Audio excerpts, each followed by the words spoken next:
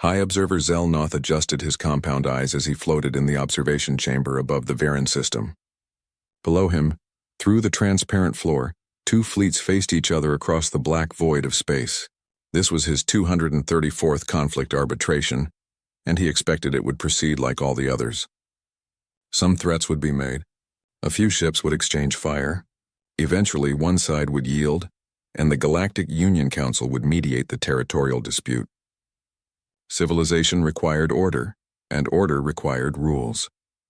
The Catharn Dominion had brought 20 warships to dispute the Varan Commonwealth's claim to the mining rights in the Outer Traverse.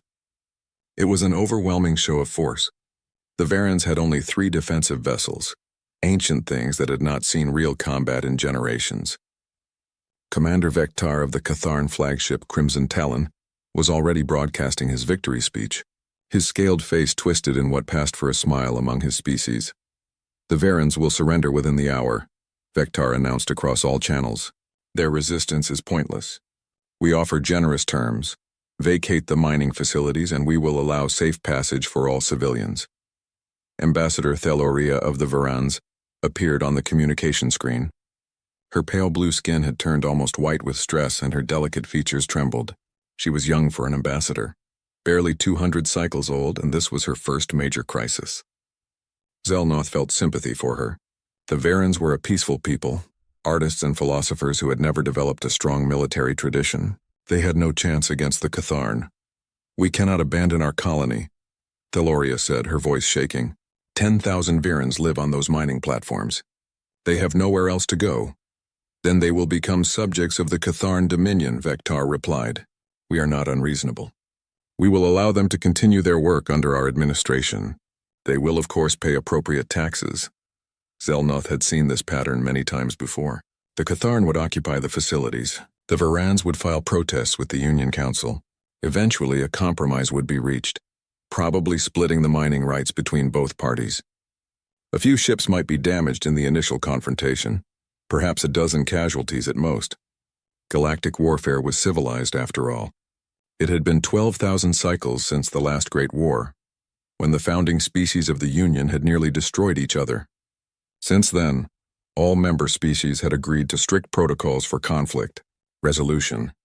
But then Theloria spoke words that made Zelnoth's antennae stand straight up in surprise. We invoke the right of champion, she said clearly.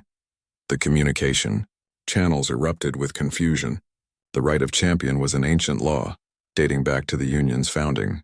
It allowed a weaker party to hire a champion to fight on their behalf. But it was almost never used because mercenaries capable of changing the outcome of such battles were expensive and rare. No mercenary force of reasonable size could stand against 20 Catharn warships. Commander Vectar laughed, a harsh sound like grinding stones. You have hired mercenaries? How desperate.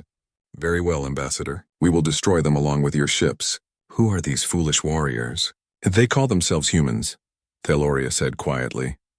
Zelnoth searched his extensive knowledge of Union species. Humans. The name sounded vaguely familiar. Yes, they were a newly discovered species from a small planet on the galactic rim. Their application for Union membership was still being processed. They had only made first contact 5 cycles ago. What could the Varans possibly hope to gain by hiring such primitives? Humans? Vectar's laughter grew louder. I have read the first contact reports. They have barely achieved faster than light travel. Their technology is centuries behind ours. Ambassador, you have wasted your money. Perhaps, Theloria said. There was something in her voice now. Something Zelnoth could not quite identify. Was it hope? Or was it fear? A new signal appeared on the detection grid. A single vessel emerged from faster-than-light travel at the edge of the system. It was smaller than the Catharn battleships, perhaps 300 meters long, with a strange angular design unlike anything in the Galactic Union's fleets. Its hull was dark gray, almost black, with no decorative elements or identifying marks except for letters painted near the bow. TCNS Indomitable. One ship? Vectar's amusement was obvious. The Varans have hired one ship? This is their champion? The human vessel began moving toward the center of the system, accelerating at a rate that made Zelnoth's instruments flash warning alerts. That acceleration should have been impossible for a vessel of that size. The G-forces alone would kill any crew without extremely advanced inertial dampening technology. A communication request came from the human ship. Zelnoth accepted it, curious to see what these humans looked like. The screen showed a woman with short dark hair and brown skin, wearing a fitted uniform of dark blue.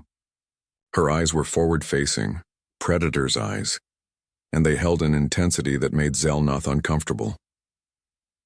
"I am Captain Sarah Chen of the Terran Colonial Navy ship Indomitable," she said. Her voice was calm, almost casual. "I am here under contract to the Varan Commonwealth. I am authorized to negotiate on their behalf." "There is nothing to negotiate," Vectar said. "You are outnumbered 20-1. Withdraw now and we will allow you to leave this system unharmed." Captain Chen smiled. It was not a friendly expression. Zelnoth noticed that humans had very white teeth, and many of them. Too many teeth, he thought. Predator's teeth. "Commander Vectar, I am offering you one chance to withdraw," Chen said. "Take your fleet and leave Varan space. If you do this, no one needs to die today." The communication channels exploded with reactions. The other observers were shocked.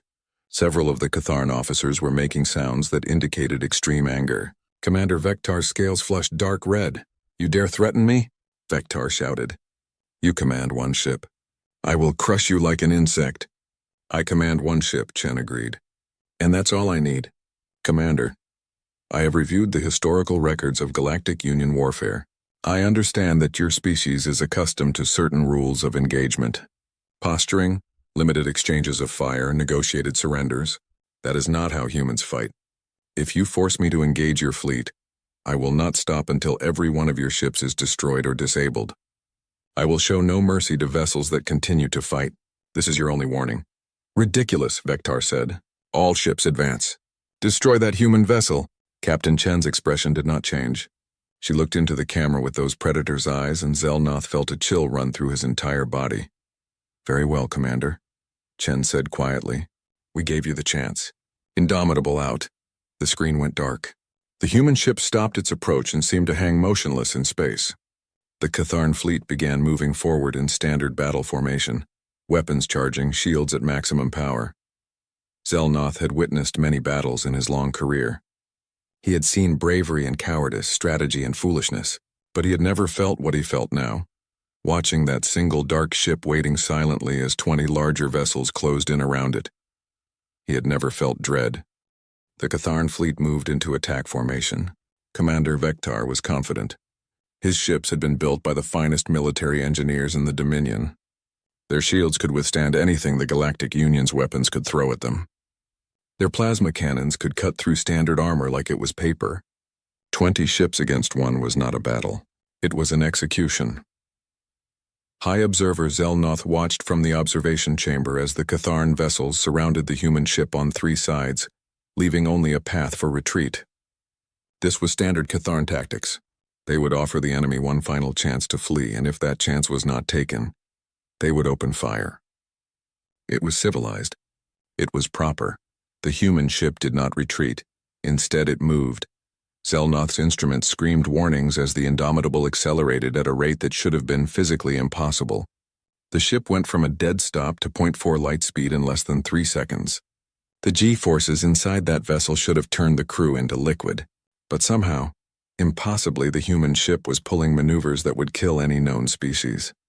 The Indomitable dove toward the Catharn formation, and Zelnoth expected to see it open communication channels, issue threats, give warnings. That was how civilized warfare worked. You told your enemy what you were going to do. You gave them chances to surrender. The humans did not give warnings. The first Catharn ship, the destroyer Thunder's voice, simply exploded. One moment it was there, shields at full power, weapons charging. The next moment it was a cloud of debris and frozen atmosphere. Zelnoth did not even see what hit it. His instruments registered a massive kinetic impact, something traveling at a significant fraction of light speed. But the projectile was too small and too fast for his sensors to track. "What was that?" one of the other observers shouted. "What just happened?" 3 more Catharn ships died before anyone could answer. The human ship was moving through their formation like a blade through water, and everywhere it went, ships died. Zelnoth finally managed to get his instruments to track the human weapons. They were not energy weapons like plasma cannons or particle beams. They were physical projectiles, solid slugs of metal accelerated to incredible speeds by electromagnetic force. Railguns, his database told him. Primitive kinetic weapons that had not been used in galactic warfare for thousands of cycles. But these railguns were not primitive. The slugs they fired punched through Catharn shields like the shields were not even there. They tore through armor plating, through internal compartments, through reactor cores. Each hit was catastrophic. Each hit was lethal. Commander Vector was screaming orders at his fleet. "Return fire! All ships return fire!" The Catharn ships opened up with their plasma cannons, filling the space around the human vessel with superheated energy. Missiles launched from their tubes, tracking the Indomitable with advanced guidance systems. For a moment, Zelnoth thought the human ship would be overwhelmed. No vessel could survive that much firepower. But the human ship was not hit. Not once. Point defense systems, small rapid-fire cannons mounted all over the Indomitable's hull, tracked and destroyed every missile before it could reach the ship. Energy weapons that should have burned through armor were deflected by some kind of defensive field. And the human ship kept moving, kept dodging, pulling turns and twists that should have been aerodynamically impossible in the vacuum of space, and it kept killing. 2 more Catharn ships exploded. A third was cut in half by what looked like a laser, but far more powerful than any laser weapon the Galactics used. The beam sliced through the ship's midsection, and both halves tumbled away, leaking atmosphere and bodies. "This is not warfare," one of the observers whispered. "This is slaughter." Zelnoth could not disagree. In less than 5 minutes, the Catharn had lost 8 ships. 8 ships that had cost millions of credits to build, that carried crews of hundreds. And the human vessel had not even been scratched. Then something small launched from the Indomitable. Dozens of somethings. They were tiny compared to the ships, perhaps 10 meters long, dart-shaped and fast. Fighters, Zelnoth realized. The humans had fighters. Single-pilot craft that were even faster and more maneuverable than the main ship. The fighters swarmed over the Catharn vessels like insects, targeting weapon systems, engine clusters, shield generators. They were so small and so fast that the Catharn point defenses could not track them. And they carried weapons, too. Smaller railguns and missiles that could not destroy a ship by themselves but could cripple it. Commander Vector's command ship, the Crimson Talon, tried to retreat. It turned away from the battle, engines at full power trying to reach the minimum safe distance for faster-than-light travel. 3 of the human fighters pursued it. They did not shoot at the engines. Instead, they targeted the ship's communication arrays, its sensor pods, its external weapons. They stripped the Crimson Talon of its ability to fight or coordinate the fleet, and then the Indomitable arrived. The human ship positioned itself directly in front of the Crimson Talon, blocking its escape. Captain Chen's voice came over the communication channels, and there was no emotion in it at all. She sounded like she was reading a weather report. "Commander Vector, your shields are down. Your weapons are offline. You have 10 seconds to broadcast a fleet-wide surrender or I will destroy your ship." "You cannot do this," Vector shouted. "This violates every convention of civilized warfare. We are protected by—" 5 seconds. Behind the Crimson Talon, 2 more Catharn ships exploded as they tried to come to their commander's aid. The human fighters had planted explosives on their reactor cores. "You are monsters," Vector screamed. 2 seconds, I surrender!" The words came out in a rush. "I surrender. All ships, cease fire. Cease fire immediately." The battle stopped. The silence that followed was terrible. Zelnoth looked at his casualty reports and could not believe what he was seeing. 15 Catharn ships destroyed. Completely destroyed, not disabled or damaged, but turned into clouds of wreckage. The remaining 5 ships were crippled. Their weapons gone, their shields down, hanging in space like wounded animals.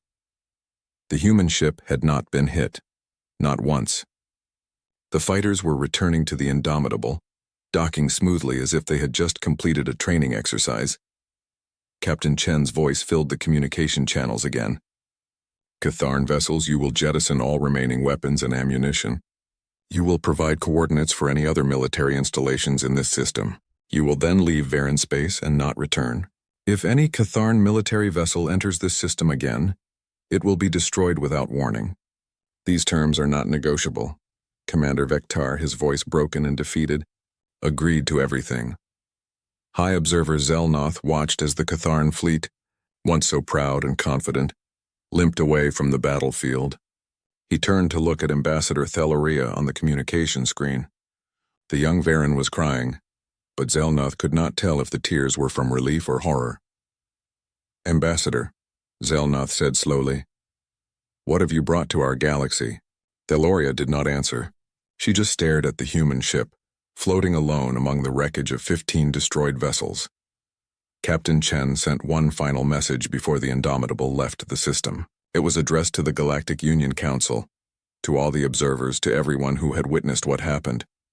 "You hired us to be champions," she said. "We are not champions. We are soldiers. Remember that." The screen went dark, and High Observer Zelnoth began composing his report to the Council. He had no idea what to write. How could he explain what he had just witnessed? How could he make them understand? The humans had not come to participate in galactic warfare. They had come to show the galaxy what real war looked like, and Zelnoth realized with a deep and terrible certainty that everything was about to change. The emergency session of the Galactic Union Council was the most heavily attended in 3,000 cycles. Representatives from all 47 member species crowded into the Great Chamber on Unity Station, their voices creating a cacophony of confusion, fear, and anger.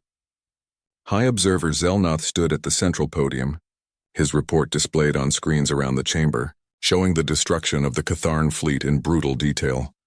"This cannot stand," Ambassador Krevnal of the Catharn Dominion declared, his scales flushed dark with rage. "These humans are war criminals. They must be expelled from civilized space, their mercenary operations banned, their ships forbidden from entering Union territory." "They saved my people," Ambassador Theloria said quietly. She looked smaller somehow, younger, sitting in her delegation seat. "The Catharn would have conquered our colony, displaced thousands of civilians. The humans prevented that by committing mass murder," Krevnal shouted. 15 ships destroyed. 4,000 Catharn dead for what? A mining dispute that could have been resolved through diplomacy. "Your fleet refused to leave when ordered," Theloria replied, her voice steady despite her obvious discomfort. Captain Chen gave Commander Vectar a chance to withdraw. He chose to fight instead. The council chambers erupted in argument. Some species supported the Catharn, horrified by the violence they had witnessed.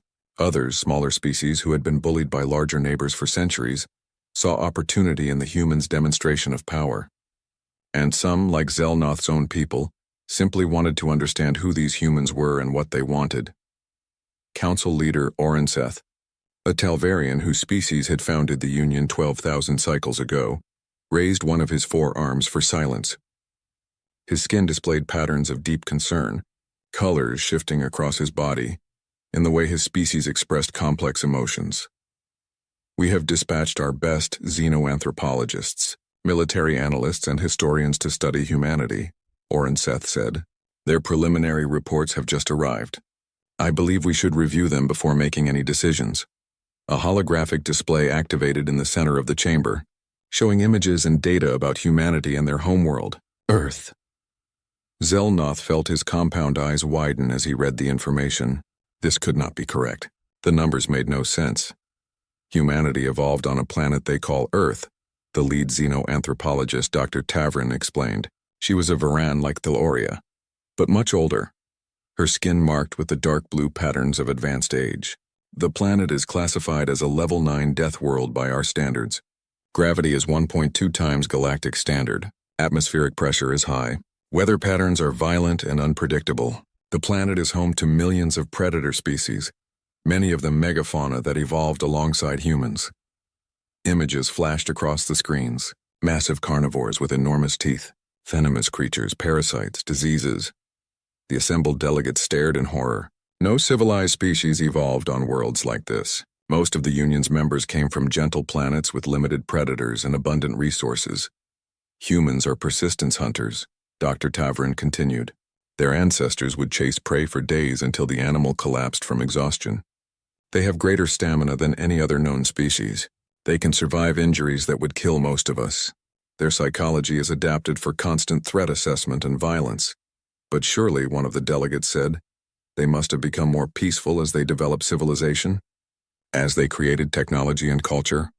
Dr. Tavrin's expression was grim. "No, if anything, they became more efficient at warfare. We have reviewed their history. In the past 10,000 cycles, humanity has been engaged in warfare, 98% of the time. Not ritualized combat like ours.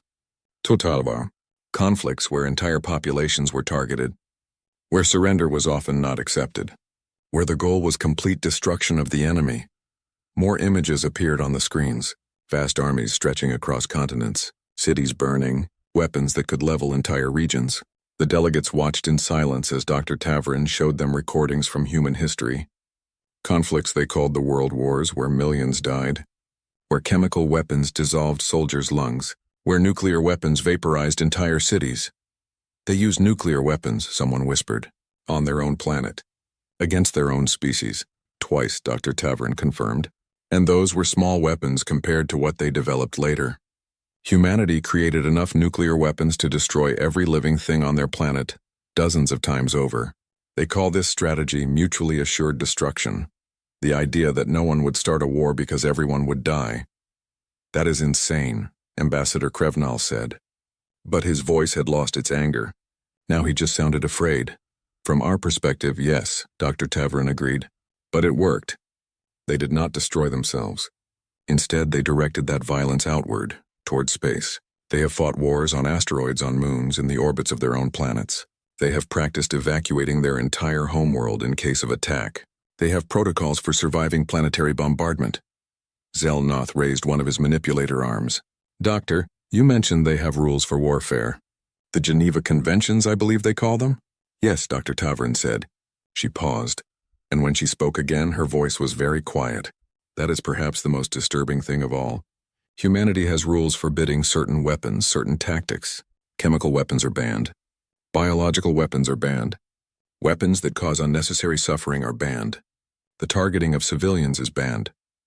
But that sounds civilized, another delegate said, confused. It sounds civilized, Zelnoth said slowly, until you realize why they needed those rules. They had to stop themselves from doing those things, which means at some point they were doing them. The chamber fell silent. The implications settled over the assembled delegates like a heavy weight. Humanity had not just fought wars. They had fought wars so terrible, so brutal, that they had to create rules to limit their own violence. And even with those rules, they were still more deadly than anything the Galactic Union had ever seen. They are monsters, someone said. They are survivors, another voice replied. There is a difference. The debate might have continued for hours, but suddenly, alarms began sounding throughout the station. Emergency broadcasts activated on every screen, overriding the council's displays. High Observer Zelnoth felt his body go cold as he read the incoming reports. 3 Union colony worlds had gone silent in the past 6 hours. No communications, no distress signals, nothing. Scout ships sent to investigate had found the colonies destroyed, stripped bare of all resources, populations gone, and moving through that region of space was a massive fleet of unknown vessels. Thousands of ships, all heading toward the core systems of the Union. The Ravagers, Council Leader Orenseth said, his skin pattern showing pure fear. They have returned. The Ravagers were an extragalactic species that had been attacking Union space for centuries. They were locusts consuming everything in their path and leaving dead worlds behind. The Union had fought them 12 times and lost 12 times. Galactic warfare with its rules and protocols, its limited casualties and negotiated surrenders, was useless against an enemy that took no prisoners and showed no mercy. The Union had always survived the Ravagers by retreating, by abandoning worlds and hoping the invaders would eventually move on. But this fleet was different. It was larger than any they had seen before, and it was heading directly toward the most populated region of the galaxy. Ambassador Theloria stood up. Her voice was clear and steady when she spoke. Perhaps it is time we let the humans show us how they really fight. The chamber erupted in argument once more. But Zelnoth noticed that this time, more delegates were nodding in agreement. The Ravagers were coming. Traditional galactic warfare had never stopped them. Maybe it was time to try something different. Maybe it was time to unleash the humans and see what they could do against an enemy that did not follow the rules. The vote was called. It was not unanimous, but it was decisive. The Council would offer humanity full membership in the Union, along with trade agreements and colonization rights, in exchange for dealing with the Ravager threat. Zelnoth wondered if they were making a deal with devils to fight demons. He supposed they would find out soon enough. The Ravager fleet moved through Union space like a plague. They had destroyed 6 colony worlds now, and the refugee crisis was overwhelming. Billions of civilians were fleeing toward the core systems, cramming onto transport ships, abandoning homes their families had lived in for generations. Union military forces attempted to slow the Ravagers down, but it was like trying to stop a tsunami with a bucket. The Ravagers did not fight like civilized species. They swarmed, they overwhelmed, they showed no mercy. High Observer Zelnoth was aboard Unity Station when the human response fleet arrived. He had expected a few ships, perhaps a dozen at most. What emerged from faster-than-light travel at the edge of the system took his breath away. 50 human battleships, each as large or larger than the TCNS Indomitable. Carriers that launched fighters by the hundreds, destroyers and cruisers moving in perfect formation, and at the center of it all, a vessel that made everything else look small by comparison. The dreadnought Unconquered was nearly 2 kilometers long, bristling with weapons, its dark hull marked with scars from battles the humans had already fought. "This is Admiral Marcus Reeves of the Terran Colonial Navy," a voice announced across all channels. The man who appeared on the screens was older than Captain Chen, his hair gray, his face lined with experience. But his eyes held the same predator's focus, the same deadly certainty. "We are here to deal with the Ravager threat. All Union forces are to fall back to defensive positions around inhabited worlds. We will handle the offensive operations."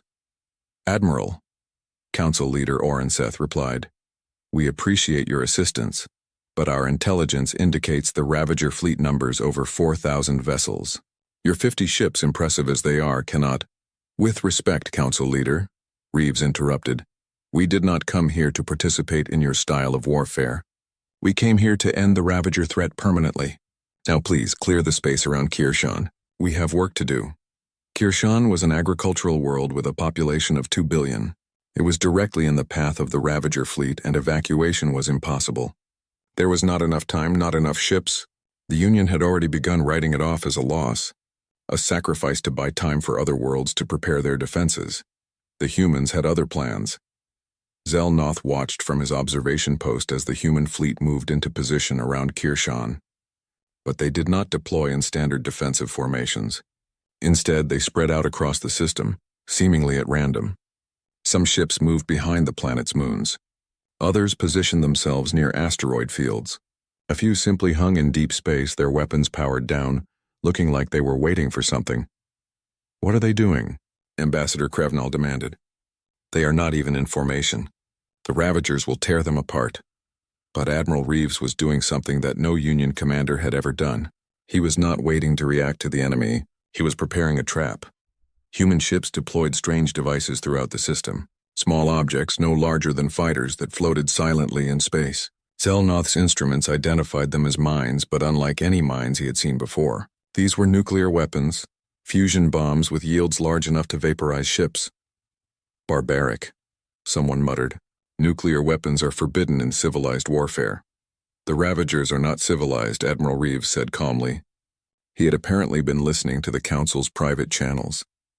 "And neither are we. Not when our survival is at stake." The human fleet began manufacturing more weapons right there in the system. They captured asteroids and converted them into forward operating bases.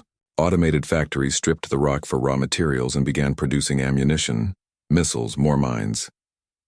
In just 6 hours, the humans had created a weapons production line that would have taken Union species months to establish, and then the Ravagers arrived. Their fleet was exactly as the reports had described. Thousands of ships, organic-looking things that seemed to be grown rather than built, covered in spines and weapon pods. They moved in a swarm, with no apparent organization or strategy beyond overwhelming their targets with sheer numbers. Admiral Reeves waited until the Ravager fleet was fully committed to the system, until they had passed the point where faster-than-light travel was safe. Then he gave the order that changed everything. "All units execute Operation Killing Field. Light them up." The nuclear mines detonated. Space became fire. Hundreds of fusion explosions bloomed throughout the Ravager formation, each one vaporizing dozens of ships. The Ravagers had shields, but they were designed to stop energy weapons and kinetic projectiles, not nuclear explosions at point-blank range. Ships simply ceased to exist, torn apart at the atomic level. But the mines were just the beginning. The human battleships emerged from their hiding spots, weapons firing. Railguns hurled projectiles at relativistic speeds, turning enemy vessels into clouds of shrapnel. Missile pods launched thousands of warheads, each one programmed to hunt specific targets. Laser arrays, far more powerful than anything the Union used, cut through Ravager hulls like they were made of paper. The human fighters launched from their carriers, and Zelnoth realized that these pilots were insane. They were not trying to disable enemy ships or force surrenders. They were ramming them. When their ammunition ran out, when their weapons failed, the human pilots simply accelerated their fighters to maximum speed and crashed them into Ravager vessels, turning themselves into kinetic weapons. Why would they do that? Ambassador Theloria whispered, her voice horrified. Why would they sacrifice themselves?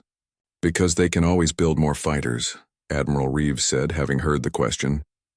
But they can't allow even one Ravager ship to reach Kirshan. The lives of 2 billion people are worth more than a few dozen pilots. They know this. They volunteered for this. The battle raged for 6 hours. The Ravagers tried to adapt, tried to change their tactics, but the humans had planned for everything.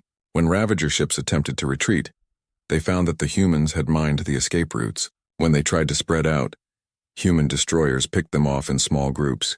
When they tried to group together for mutual protection, the battleships hit them with weapons Zelnoth had no names for. Kinetic kill vehicles, tungsten rods accelerated to 90% of light speed, struck Ravager capital ships and went straight through them like bullets through tissue. And the humans employed psychological warfare. They broadcast signals on all frequencies, sounds that seemed designed to terrify. The screams of dying Ravagers recorded from previous battles. Warnings in every language telling the survivors that they would all die, that there was no escape, that humanity would hunt them down no matter where they fled. It was brutal. It was efficient. It was absolutely terrifying. When the battle ended, the Ravager fleet had been annihilated. 4,000 ships reduced to wreckage and radiation. Only 200 escaped, their hulls damaged, their systems failing, limping toward the galactic rim. The human fleet had lost 3 ships. 47 people had died, most of them the fighter pilots who had sacrificed themselves.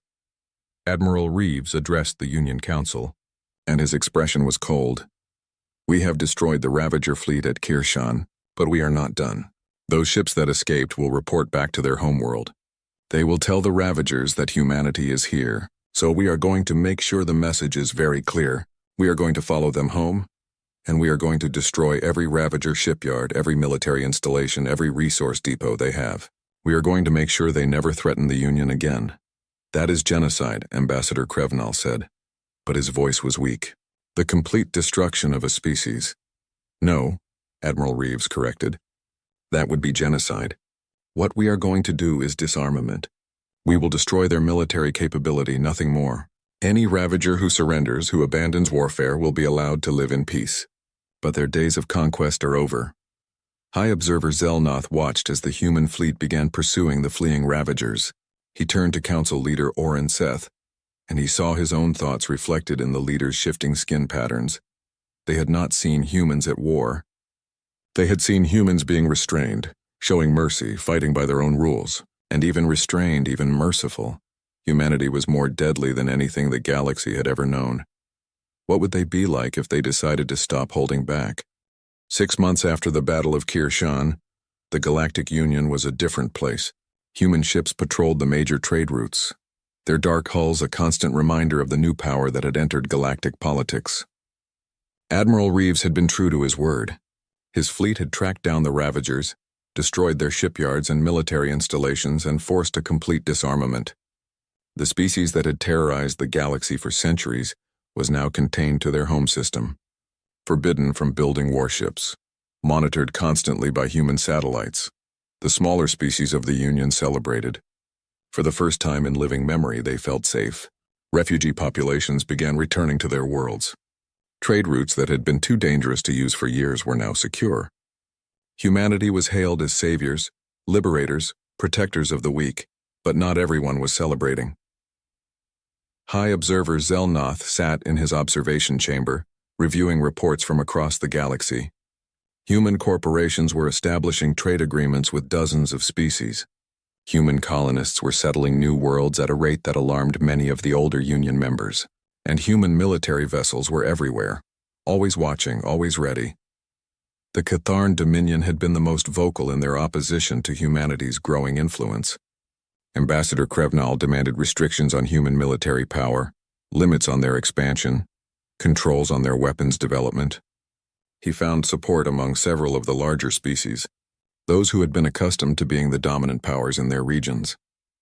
Captain Sarah Chen had returned to Unity Station, no longer commanding a warship, but serving as humanity's primary ambassador.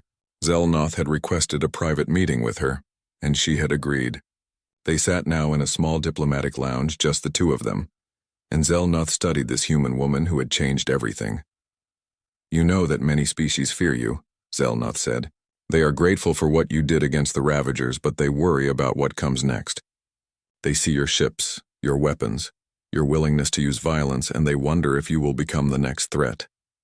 Chen nodded slowly. She was drinking something called coffee, a human beverage that Zelnoth's research indicated was mildly addictive and contained stimulants.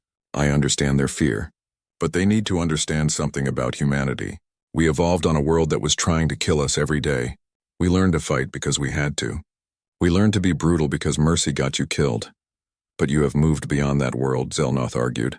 "You have achieved space travel, advanced technology, civilization. Surely you can move beyond violence as well." Chen smiled, but it was not a happy expression. "Observer, do you know why humans created rules for warfare? The Geneva Conventions, the laws about chemical weapons and targeting civilians? Because you wanted to be more civilized." "No," Chen said. "Because we had already done those things and we saw what they led to. We created rules to limit our own violence because we knew exactly how terrible we could be.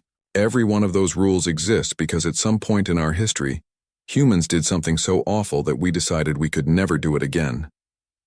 Zelnoth felt his compound eyes widen.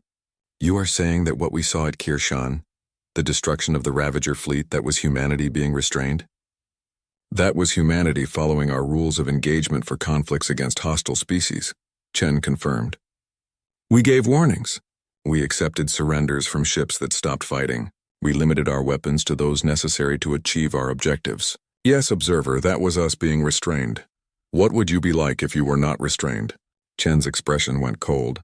"You do not want to know, and you should hope you never find out." Their conversation was interrupted by alarms blaring throughout the station. Zelnoth's communication device activated, showing an emergency broadcast from the council chambers. His body went numb as he read the message. The Catharn Dominion had launched an attack on Earth itself. Commander Vectar, the same officer who had been defeated at Varan Space, had gathered a secret fleet of 100 ships, the largest military force the Catharn had assembled in centuries. They had waited until most human military assets were deployed across the galaxy, then struck at humanity's homeworld, attempting to destroy the species at its source. Chen was on her feet immediately, already accessing communication channels. "How many ships do we have in the Sol system?" "According to our intelligence, very few," Zelnoth said. "The Catharn chose their timing well. Most of your fleet is—" "How many Catharn ships are left?" Chen interrupted. Zelnoth checked the incoming reports. His body began to relax as he read them. "None. The attack has been repelled. All Catharn vessels have been destroyed. All of them, all 100 ships. They managed to reach Earth's orbit, but they were met by automated defense platforms and civilian ships that had been converted to military use. 3 human defense fleets arrived shortly after and eliminated the survivors." Chen closed her eyes, and for a moment, Zelnoth saw something that looked like relief. Then her expression hardened, and she opened a communication channel directly to Admiral Reeves. "Admiral, I need authorization for Operation Accountability." "Granted," Reeves replied immediately. "Rules of engagement are as follows. Military disarmament only. No targeting of civilians, no biological or chemical weapons, no orbital bombardment of population centers. But Chen, make it clear. Make it very clear." "Understood, sir." Chen turned to Zelnoth, and he saw in her eyes the same predator's focus she had shown before the battle at Varan Space. "Observer, I need you to broadcast a message to the Union Council. Tell them that humanity is invoking Article 12 of the Union Charter. The Catharn Dominion attacked our homeworld without provocation, attempting to commit genocide. This is not a military dispute. This is a response to an existential threat. What are you going to do? Zelnoth asked, though he already knew the answer. We are going to remove the Catharn Dominion as a military power. Permanently. The council session that followed was chaotic. Ambassador Krevnal claimed that Commander Vektar had acted without authorization, that the Catharn government had not approved the attack.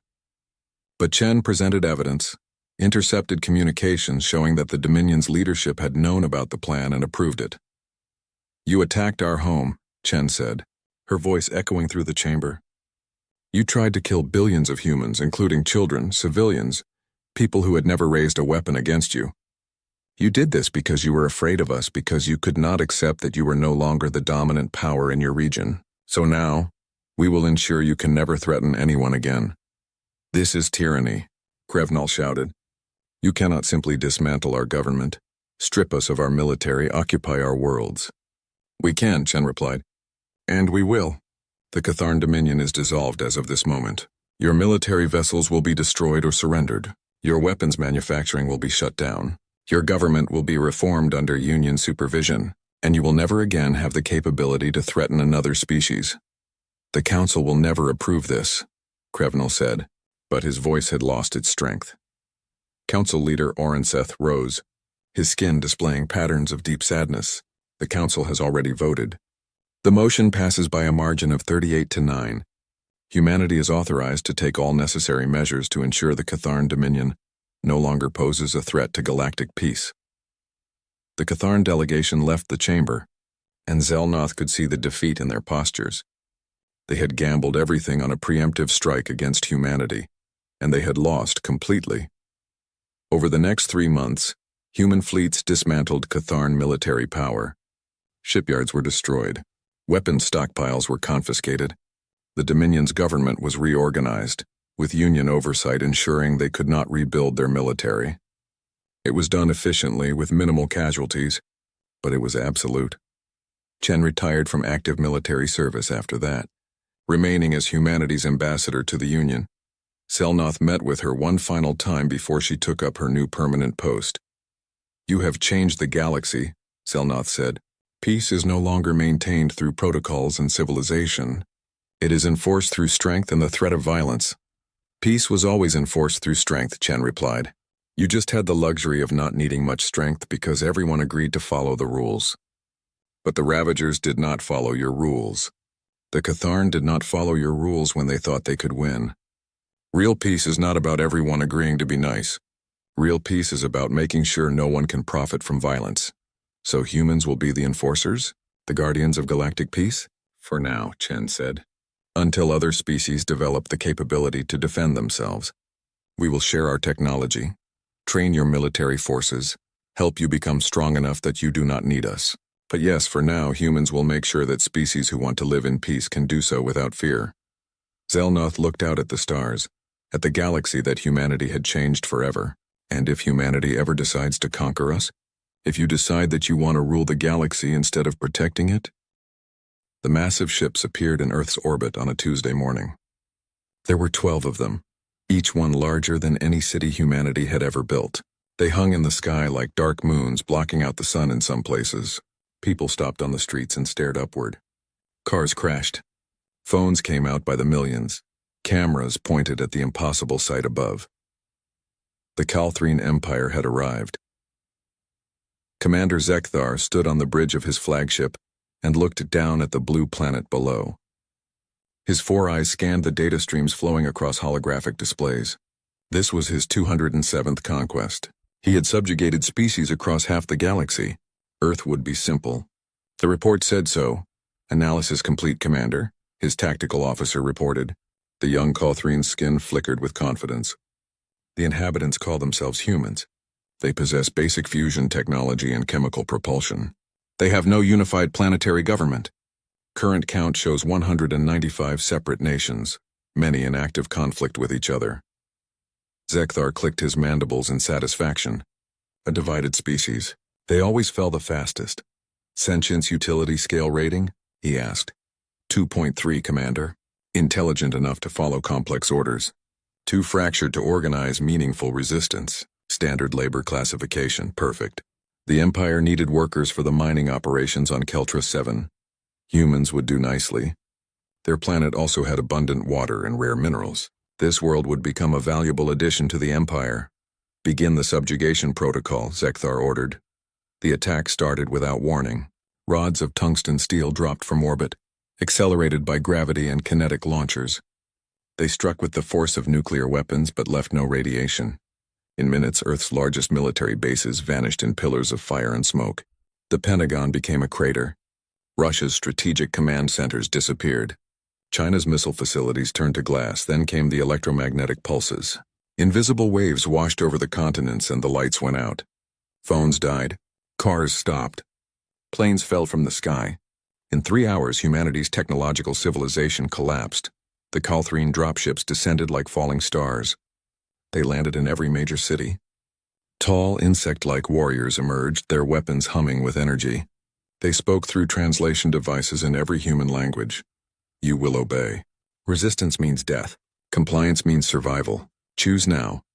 In Washington, the president tried to coordinate a response from an underground bunker. His screens were dead. Communication was impossible. When Calthrine soldiers breached the bunker 12 hours later, he was given the same choice as everyone else. Kneel or die. He knelt. Most of the world's leaders did the same. They had families. They had people to protect. The Calthrine weapons were beyond anything humanity possessed. Fighting seemed like suicide, but not everyone surrendered. In a facility 3 miles beneath the Rocky Mountains, General Sarah Chen watched the invasion unfold on hardened military screens. This bunker had been built during the Cold War, shielded against electromagnetic attacks. Her equipment still worked. She saw everything. "They're herding us like cattle," she said quietly. Around her, military officers from a dozen nations watched in horror. They had gathered here for a classified NATO summit when the ships appeared. Pure luck had saved them. "We have to fight," said Colonel Dmitry Volkov, his Russian accent thick with anger. "We cannot just accept this." "With what?" replied Dr. Padma Singh, the civilian advisor who had been presenting on cyber warfare when the world ended. "They destroyed our weapons in the first hour. They've taken our communications. We're blind and helpless." General Chen stared at the screens. The Calthrine soldiers moved with efficient precision. They had done this before. Many times before. That was clear. "Then we learn," Chen said slowly. "We watch, we wait, and we find their weakness." "They may not have one," Volkov muttered. "Everything has a weakness," Chen replied. "We just have to be patient enough to find it." Above ground, the Calthrine established their control. They installed governors in every major city. Humans were registered, categorized, and assigned to labor groups. Some worked in the mines.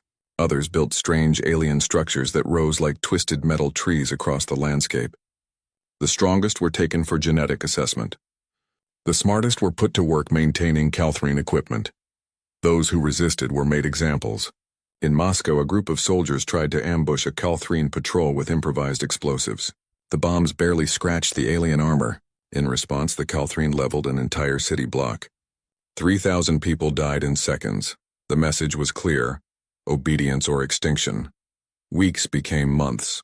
The Calthrine settled into routine. They had done this so many times that it was almost boring for them. The humans worked. The resources flowed. Another primitive world had been added to the Empire's vast holdings. Commander Zekthar filed his reports and prepared for his next assignment. Earth was secure. The humans had proven as weak as predicted. A few scattered resistance cells remained, but they were insignificant, annoying insects that could be crushed whenever convenient. But beneath the surface, something else was happening. Something the Calthrine had not anticipated, because it had never happened before in their 2,000 years of conquest. Humanity was learning.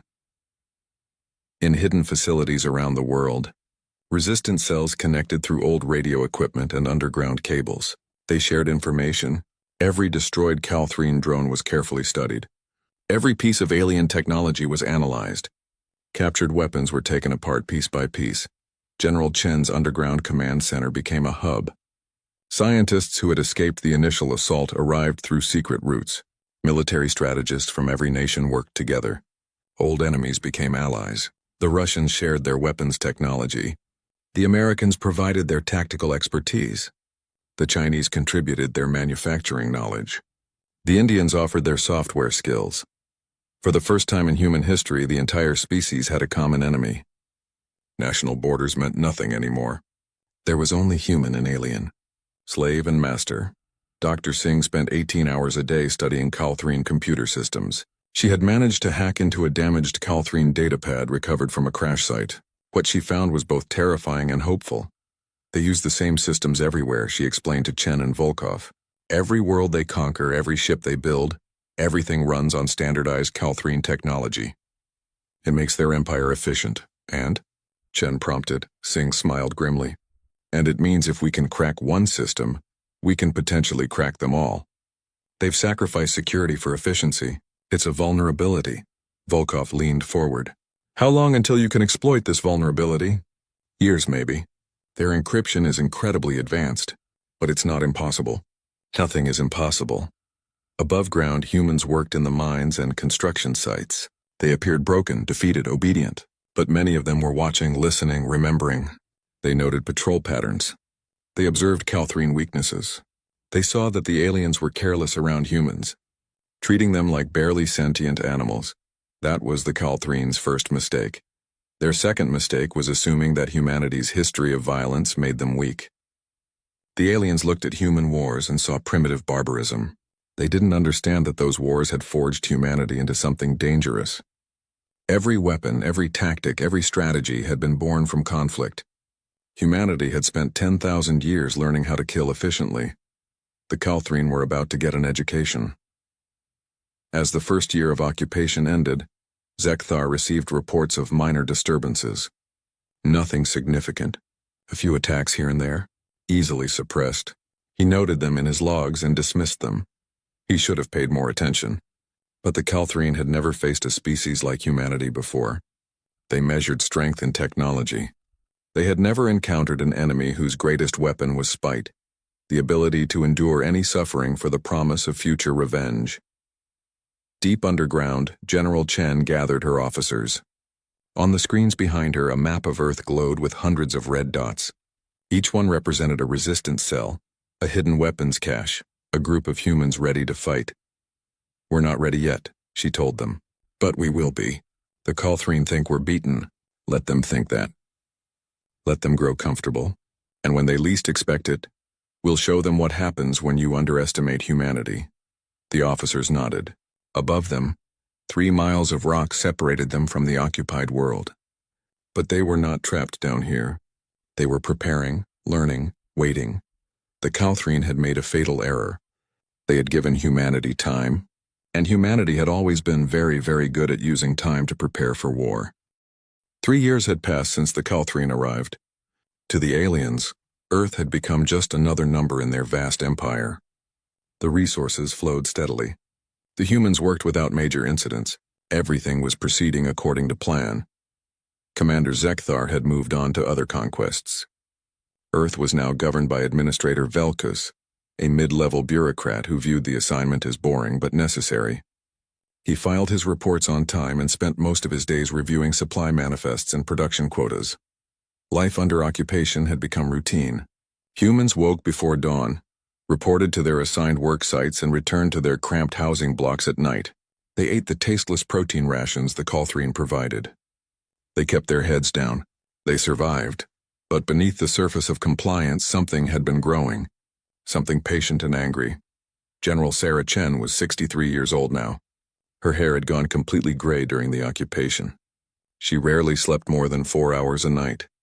The underground facility had become her entire world. She had not seen the sun in 3 years. "Show me the network map," she ordered. The holographic display flickered to life. It showed Earth's continents, covered in a web of glowing blue lines connecting thousands of points. Each point was a resistance cell.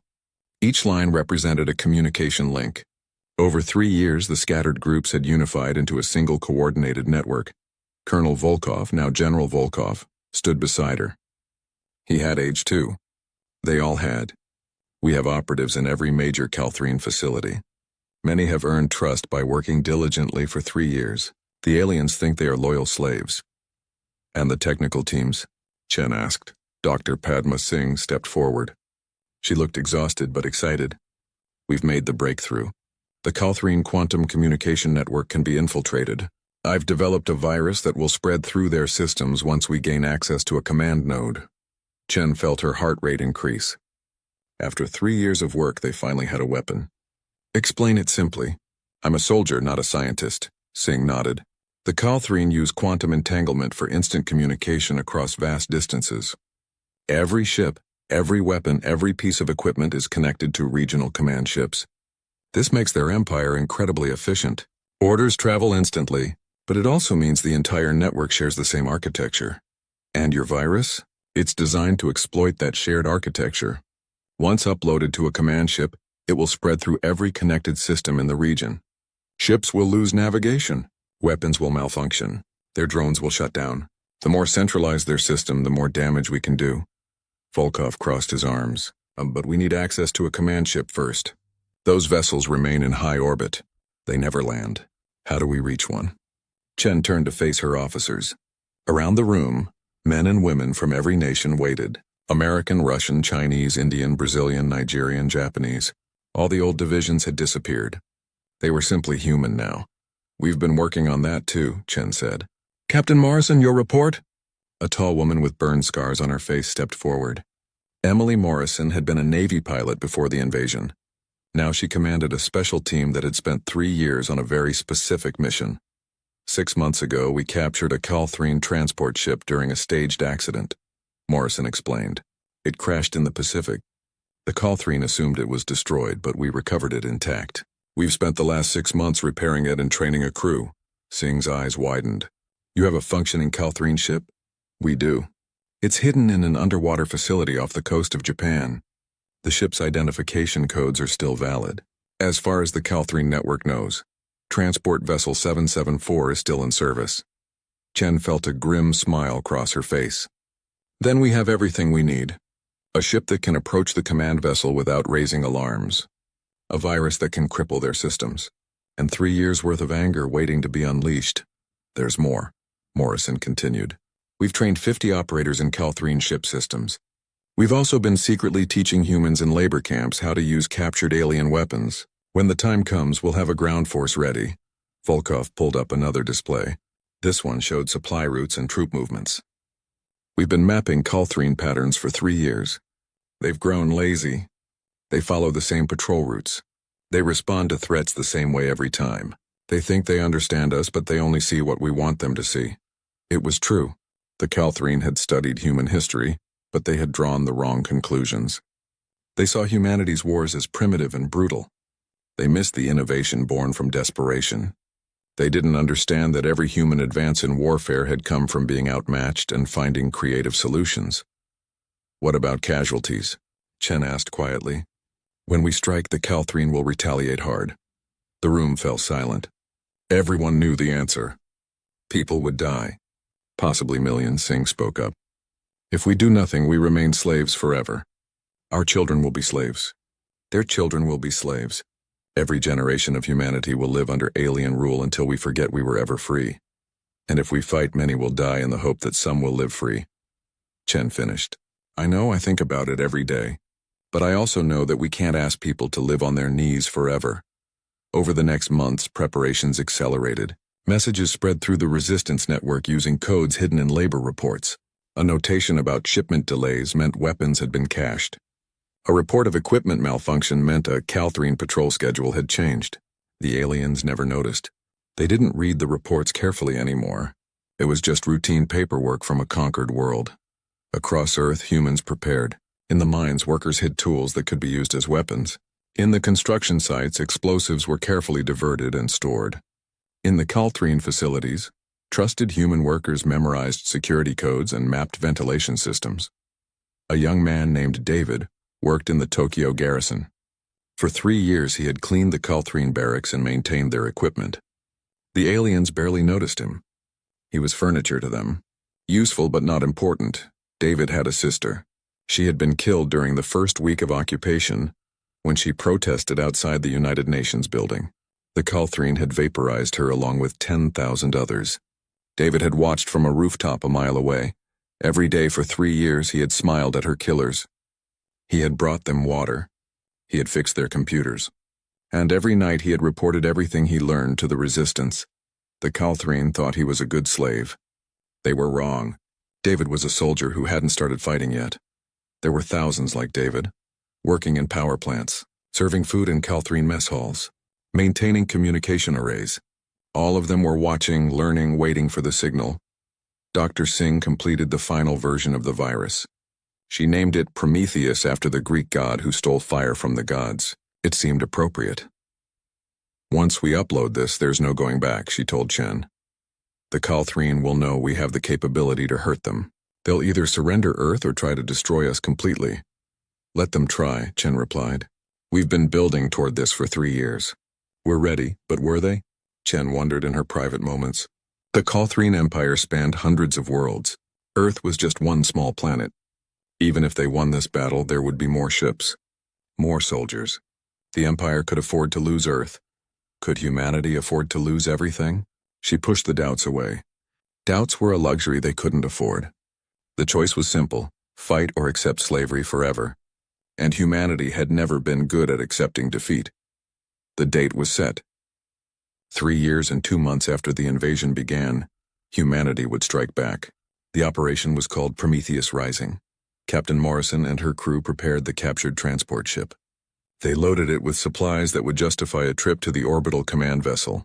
They also loaded themselves. 25 Special Forces operators dressed in Calthrine uniforms and carrying hidden weapons. In the Tokyo garrison, David received a message hidden in his daily work orders. 3 words that made his heart race. Tomorrow, be ready. All over Earth, similar messages spread. Resistance cells checked their weapons. Fighters said goodbye to their families, knowing many would not survive the next 48 hours.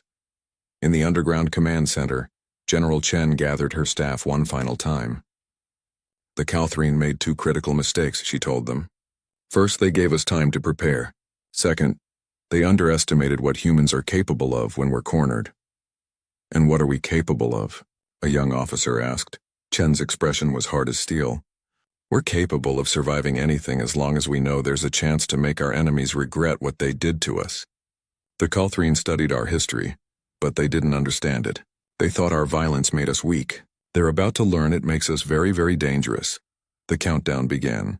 Humanity had been patient for 3 years. Tomorrow the Calthrine would learn what happens when you corner an entire species and give them time to sharpen their teeth. The day began like any other day under occupation. The sun rose over Tokyo, casting long shadows across the alien structures that now dominated the skyline. Workers shuffled toward their assignments. Calthrine patrols moved through the streets with bored efficiency. David reported to the garrison at exactly 6 in the morning, as he had done for 3 years. He carried his cleaning supplies and his false smile. The Calthrine guards barely glanced at him as he entered. Inside, he went through his normal routine. But today, his hands shook slightly as he pushed the cleaning cart down the corridor. Hidden beneath the supplies were 3 pulse rifles and 4 plasma charges. In 20 minutes, he would either be free or dead. At the underground command center, General Chen watched the countdown clock. 15 minutes until Operation Prometheus Rising began. Her officers sat at their stations, monitoring communication channels and waiting for the signal. Transport 774 is approaching the command vessel. Morrison's voice came through the speakers. They've accepted our clearance codes. We're cleared to dock. Chen allowed herself a brief moment of relief. The captured ship had not been detected. Now came the hard part. In orbit, Captain Morrison gripped her seat as the transport ship glided toward the massive Calthrine command vessel. Through the viewport, she could see the huge ship's docking bay opening like a mechanical mouth. Behind her, 24 Special Forces operators checked their weapons one final time. Remember, Morrison said quietly, we need 7 minutes at the core to upload the virus. After that, we just need to survive long enough for it to spread. A soldier named Rodriguez crossed himself. 7 minutes. No problem. The transport settled into the docking clamps with a metallic clang. The airlock pressurized. Morrison stood and adjusted her stolen Calthrine uniform. It fit poorly, but in the dimmed light it might work long enough. Let's go steal a war, she said. The airlock opened. 2 Calthrine dock workers stood outside, checking their data pads. They looked up as the humans emerged. Supplies from Earth. Morrison said in Calthrine language, speaking through a translation device. Requisition 774. The Calthrine workers barely paid attention. Supply runs were routine. One of them gestured toward the corridor. Bay 7. Standard delivery. Understood, Morrison replied. The humans moved past them, pushing cargo containers on anti-gravity sleds. Inside those containers were weapons and Dr. Singh's virus stored on a quantum drive. They walked deeper into the command ship. The corridors were mostly empty. The Calthrine ran efficient operations with minimal crew. That would help. Turn right ahead, whispered Dr. Singh's voice through Morrison's earpiece. She was monitoring the operation from Earth, guiding them through schematics they had stolen years ago. The core access is 200 meters down that corridor.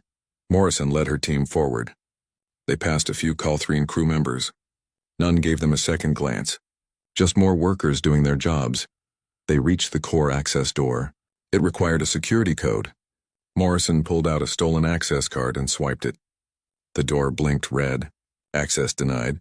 They changed the codes, Rodriguez muttered. Morrison tried not to panic. Singh, we need another option. Working on it, came the reply. Try code sequence Alpha 7 Gamma. Morrison entered the sequence. The door remained locked. On Earth, the countdown reached 0. In Tokyo, David set down his cleaning cart in the center of the Calthrine barracks. He reached beneath the supplies and activated the timer on the plasma charges. 30 seconds. Then he pulled out a pulse rifle, turned and shot the first Calthrine guard he saw. The alien's shield flared and absorbed the shot, but the surprise was complete. The guard stared at David in confusion. Humans didn't fight back. It was impossible. David shot him twice more. The shield collapsed and the Calthrine fell. Alarms began screaming. All across the garrison, hidden resistance fighters emerged from supply closets and maintenance tunnels. They attacked with captured weapons and brutal efficiency. The Calthrine, caught completely off guard, scrambled to respond. The plasma charges detonated, ripping through the barracks and destroying the garrison's main power core. Lights flickered and died. Emergency systems activated. Outside in the streets of Tokyo, thousands of resistance fighters emerged from hiding. They had weapons cached in basements and sewers. They had explosives hidden in delivery trucks. They had waited 3 years for this moment. The battle for Tokyo had begun. In orbit, Morrison heard the alert starting to pulse through the command ship's systems. Attack on Earth, garrison under siege. All available forces respond. The Calthrine around them suddenly became alert. Warriors began running toward deployment bays. The ship came alive with activity. We're out of time, Morrison said. She looked at the locked door. Rodriguez, blow it. That'll alert everyone on the ship. They're about to know anyway. Do it. Rodriguez placed a shaped charge on the door and everyone stepped back. The explosion was deafening in the metal corridor. The door blasted inward, revealing the glowing chamber beyond. The command core of the Calthrine vessel rose before them like a pillar of light. Data streams flowed through the air as holograms. This was the heart of their entire regional network. Go! Morrison shouted. 7 minutes. Dr. Singh's team rushed forward with the quantum drive. They began connecting it to the Calthrine systems. Behind them, Morrison and the soldiers formed a defensive line as Calthrine warriors came charging down the corridor. The fight was close and brutal. Pulse weapons lit up the hallway. Energy shields flared and collapsed. Morrison shot a Calthrine warrior in the face, then dove behind cover as return fire melted the wall behind her. How long? She shouted. 2 minutes, came the reply. The virus is uploading. 2 minutes. Morrison checked her rifle's charge. 50%. Around her, soldiers fought desperately. Rodriguez went down with a hole burned through his chest. Another soldier, Chen's nephew Tommy, took a shot to the leg but kept firing. The Calthrine kept coming. They didn't understand what was happening, but they knew humans didn't belong here. Their confusion was the only thing keeping Morrison's team alive. The aliens had never fought humans before. They didn't know what to expect. 1 minute. Morrison shot another Calthrine. Her rifle died. She pulled out a backup pistol. Beside her, Tommy screamed as a blast took off his arm. He fell and didn't get up. They were going to die here. Morrison knew it. But that was fine. As long as the virus uploaded, their deaths would mean something. Upload complete. The technician's voice was triumphant. Prometheus is active. Then let's... Morrison began. The lights went out. For a moment, there was only darkness and silence. Then emergency lighting activated, bathing everything in red. The Calthrine warriors who had been attacking suddenly seemed confused. Their weapons weren't responding. Their communication devices were silent. The virus was spreading. On Earth, General Chen watched her screens as Calthrine systems across the planet began failing. Weapons stopped working. Drones fell from the sky. Communication networks collapsed. "It's working," Volkov said, his voice filled with awe. "Sing's virus is spreading through their entire network. All units," Chen broadcast. "The shackles are off. Hit them with everything." Across Earth, resistance cells attacked. In Moscow, fighters stormed a Calthrine command post with improvised explosives. In Beijing, snipers picked off alien patrols from rooftops. In New York, workers in the mines turned their tools into weapons and overwhelmed their guards. The Calthrine had never experienced this. In their 2,000 years of empire, no conquered species had ever fought back successfully. They relied on their technology, their superior weapons, their organized force. Now their technology was killing them. Automated defense systems turned on their operators. Ships lost navigation and drifted aimlessly. Calthrine commanders shouted orders that never reached their troops because communication was dead. In Tokyo, David fought his way out of the burning garrison. Around him, the city had erupted into warfare. Humans with captured weapons faced Calthrine warriors whose armor and shields were malfunctioning. For the first time in 3 years, it was a fair fight, and humans had been preparing for this fight for their entire history. Administrator Velkus sat in his office and watched his world collapse around him. Reports flooded in from every facility. Attacks everywhere.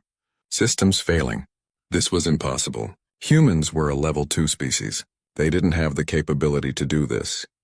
"Send the message," he ordered his communication officer.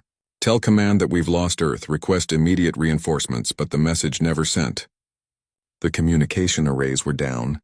Earth was cut off from the rest of the empire. Velkus stared at his blank screens and finally understood. The humans had not just attacked. They had planned this. For years they had been preparing, learning, waiting. He had underestimated them. They all had. In orbit, Morrison and her surviving soldiers fought their way back to the transport ship. 8 of them had died, but the rest made it.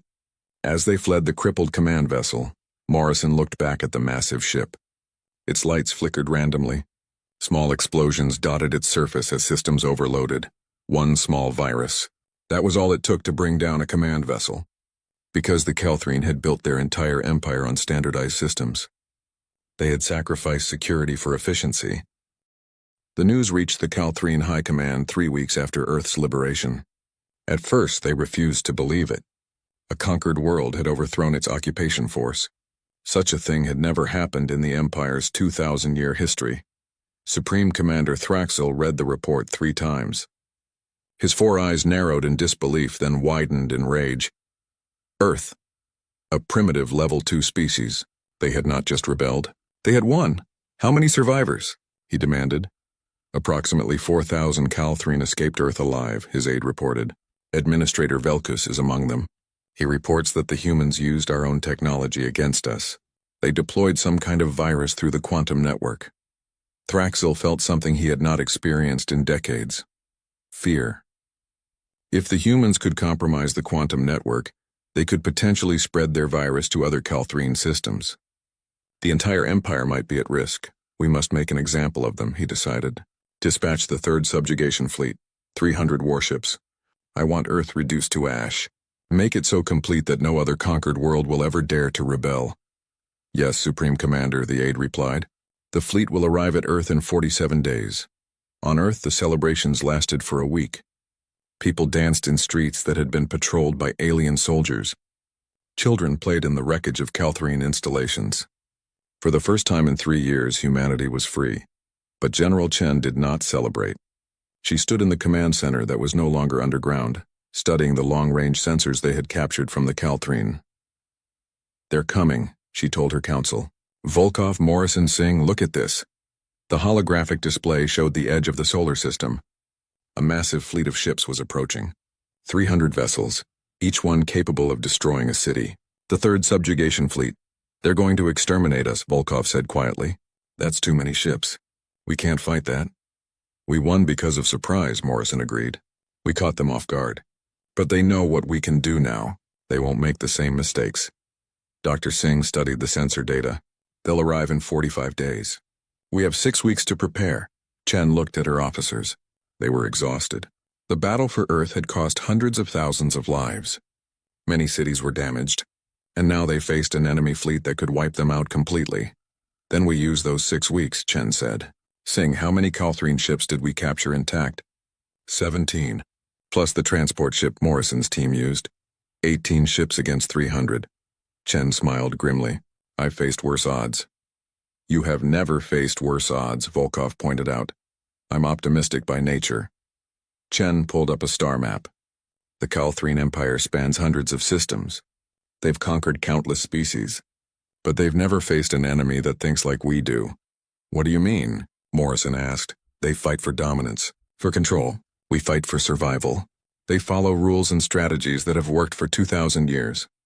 We make up new rules every time we're outmatched. Chen pointed to the asteroid belt between Mars and Jupiter. We can't meet them in open space. They'd destroy us in minutes. But what if we don't fight in open space? Singh leaned forward, understanding dawning. The asteroid belt. Millions of rocks, some the size of mountains. It would be like fighting in a maze. Exactly. The Calthrine are used to organize fleet battles in clear space. They've never had to fight in three-dimensional terrain. But we have. Over the next 6 weeks, humanity prepared for the impossible.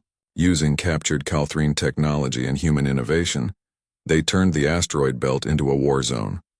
Hollowed-out asteroids became military bases. Weapons were mounted on slow-moving rocks. Drones were programmed to hide in the shadows of larger asteroids. And all the captured Calthrine ships were modified with human tactics in mind. Captain Morrison trained fighter pilots on the alien vessels. The pilots were good. They had spent their lives in simulators and combat drones. Adapting to space combat came naturally. The Calthrine fly in formations, Morrison explained to her squadron. They coordinate their attacks and rely on overwhelming firepower. But formations don't work well when you can attack from any direction. In space, there is no up or down. Use that. A young pilot named Jackson raised his hand. We're outnumbered 17-1. How do we survive? We don't fight fair, Morrison replied. We hide, we ambush. We hit fast and disappear, make them afraid of every shadow. Dr. Singh had been busy too. She couldn't upload another virus to the fleet. They would be prepared for that now. But she had found something else interesting in the Calthrine databases. They use a beacon system, she explained to Chen. Fleet ships constantly communicate their positions to each other. It prevents collisions and friendly fire, but it also means we can track every ship in real time. Can we spoof the signals? Chen asked. Better. We can feed them false data. Make them think their ships are in different positions than they actually are. That would cause chaos in their formations, Volkov said. They might even fire on each other. Singh smiled. That's the idea. 45 days passed quickly. The third subjugation fleet arrived at the edge of Earth's solar system. Fleet Commander Korthax reviewed his forces with satisfaction. 300 warships, more than enough to sterilize one small planet. All ships begin approach to Earth, he ordered. Weapons free. Destroy anything that moves. The fleet advanced in perfect formation. They passed Neptune, then Uranus. Everything was proceeding smoothly. Earth would be destroyed within hours. Then they reached the asteroid belt. The first attack came without warning. A Calthrine destroyer suddenly exploded, torn apart by kinetic missiles that appeared from behind an asteroid. Before the fleet could react, 6 more ships took hits. Return fire, Korthax ordered. Target those asteroids. Energy beams lashed out, vaporizing rocks. But the asteroids were just rocks. The actual weapons were hidden elsewhere. Human pilots and stolen Calthrine ships struck from unexpected angles. They dove through gaps between asteroids, fired their weapons, and vanished before the fleet could target them. They didn't fight like the Calthrine. They fought like hornets defending a hive. Quick, aggressive, and everywhere at once.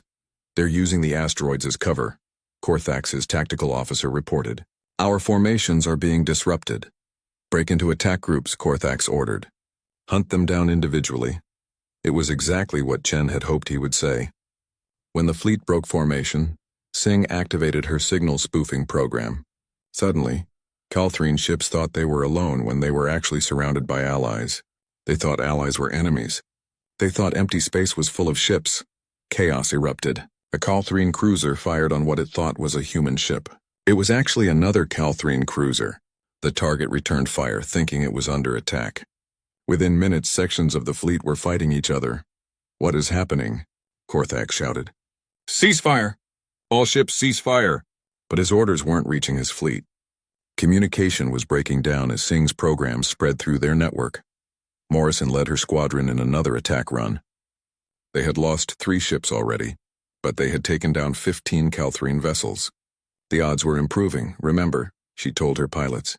"We don't need to destroy them all. We just need to make it cost more than Earth is worth." Jackson's fighter took a hit and exploded. Another pilot, Sarah Kim, rammed her damaged ship into a Calthrine battleship's engine core.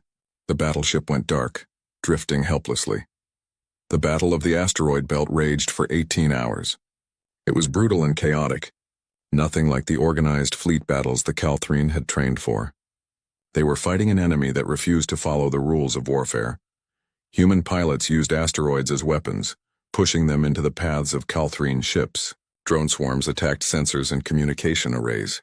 Kinetic traps, simple rocks accelerated to high speeds, tore through shields and armor. The Calthrine had superior technology, but humanity had desperation and creativity. They fought with a viciousness born from knowing that defeat meant extinction. By the time the battle ended, the 3rd subjugation fleet had been destroyed. Not completely, about 90 ships managed to escape.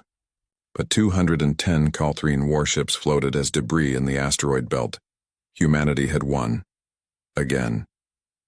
On Earth, people watched the sky and wept. They had survived. They had faced the full might of the Calthrine Empire and lived. But Chen knew this was just the beginning. The Empire had lost twice now.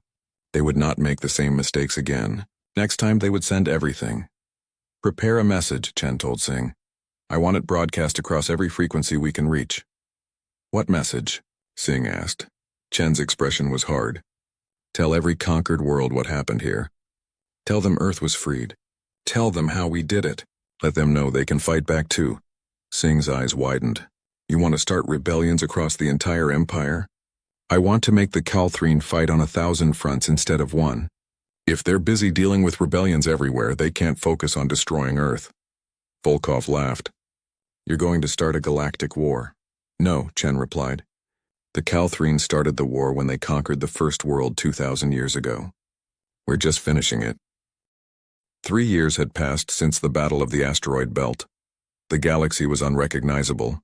The Calthrine Empire, which had stood for 2,000 years, controlled only a fraction of its former territory. 47 worlds had won their freedom, and more rebellions sparked every month. The mighty empire that once spanned hundreds of systems now huddled around its core worlds, afraid to expand. Earth had become something nobody anticipated, a symbol of hope.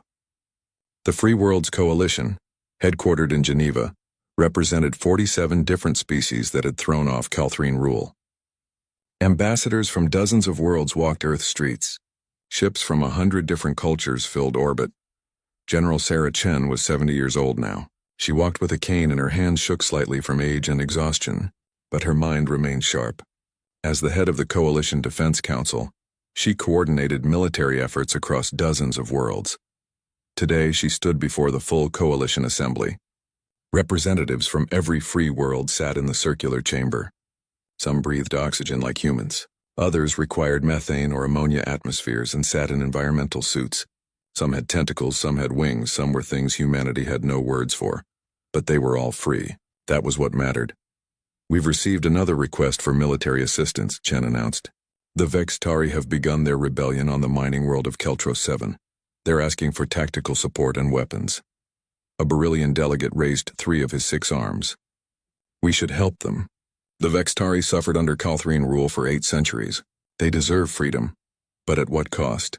Challenged a Thrin representative. Her scales rippled with concern. "We've been at war for 3 years. Our resources are stretched thin. Every world we help weakens our own defenses." Chen listened to the debate. It was a conversation they had weekly now. Every freed world wanted to help others gain freedom. But the coalition was young and fragile. They had won battles, not the war. The Calthrine still have hundreds of warships, she reminded them. Their core worlds remain unconquered. If they unify under strong leadership, they could strike back hard. We need to be careful not to overextend ourselves. Dr. Padma Singh, now serving as the coalition's chief technology officer, spoke up from her seat. We also need to consider that we're teaching warfare to species that have never known it. Some of these worlds have been conquered for so long they've forgotten how to defend themselves. It was a difficult truth. The coalition was liberating worlds, but it was also exporting the violent methods that humanity had perfected over millennia. Some species embraced it. Others struggled with the moral implications of becoming warriors. Captain Morrison, now Admiral Morrison, commanded the coalition fleet. She stood beside Chen. We have 37 warships operational plus support craft from allied worlds. We can help the Vextari, but it means pulling defenses from the outer ring. Chen nodded slowly. Every decision was a balance between idealism and survival. We vote all in favor of assisting the Vextari rebellion? The vote was close, but the motion passed. The coalition would send help. It was what they did. It was what they stood for. After the assembly adjourned, Chen returned to her office. General Volkov was waiting. He looked as old as she felt. 3 years of constant war had aged them both. You wanted to see me?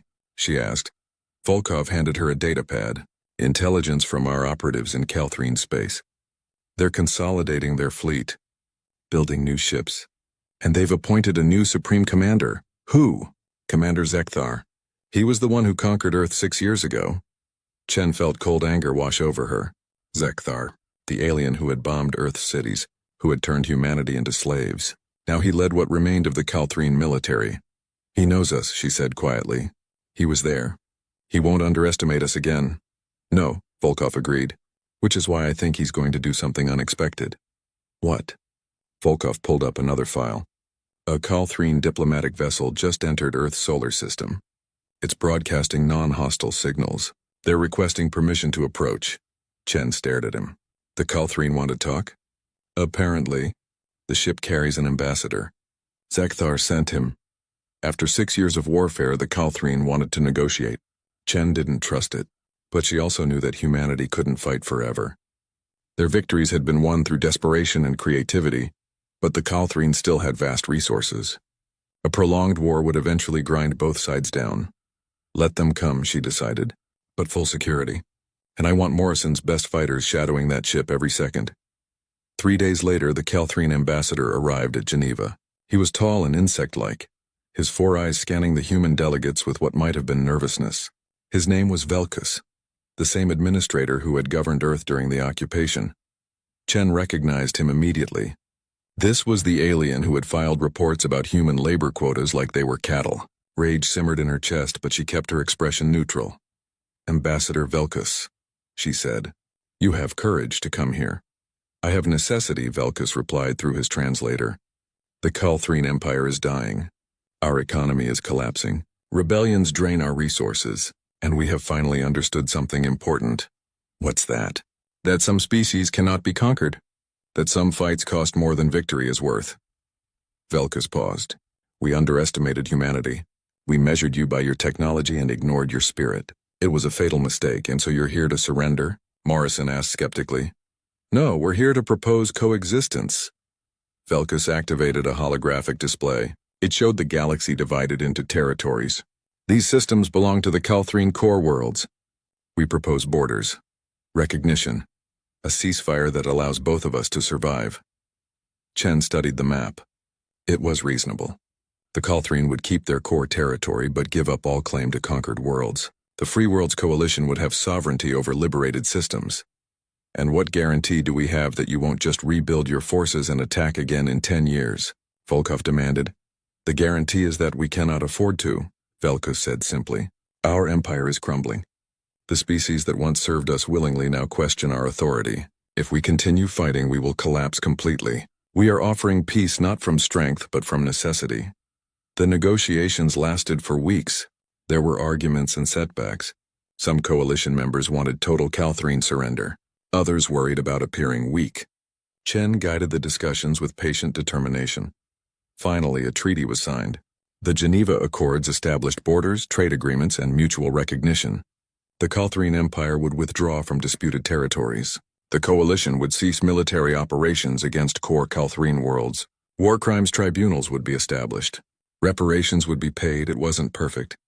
Many felt the Calthrine were getting off too easily. But it was peace, and peace meant humanity could finally rest. On the day the treaty was signed, Chen stood on a balcony overlooking Geneva. The city had been rebuilt after the occupation. New buildings rose beside old ones. Human architecture mixed with designs from dozens of alien cultures. It was chaotic and beautiful.